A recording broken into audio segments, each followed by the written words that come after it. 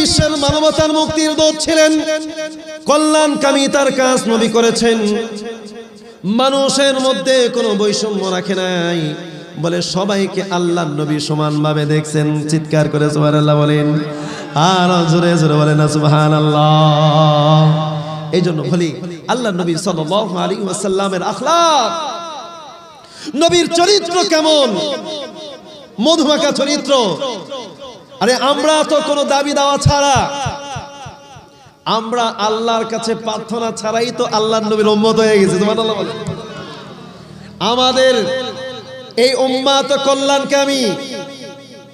আল্লাহর নবী সাল্লাল্লাহু আলাইহি ওয়াসাল্লাম এক হাদিসের মধ্যে জানাইছেন, পৃথিবীতে আল্লাহ যত মুমিন মুমিনা যত মানুষকে আল্লাহ পৃথিবীর বুকে পাঠাইছেন,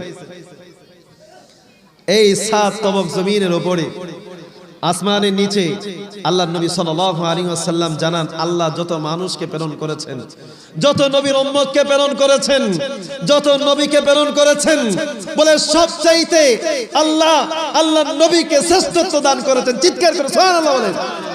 শুধু তাই নয়, আল্লাহর নবী সাল্লাল্লাহু আলাইহি ওয়াসাল্লাম যেমন উৎকৃষ্ট, আল্লাহ আল্লাহর নবীর উম্মতকেও এত উৎকৃষ্ট বানায় দিয়েছেন। কোন দাবি দাওয়া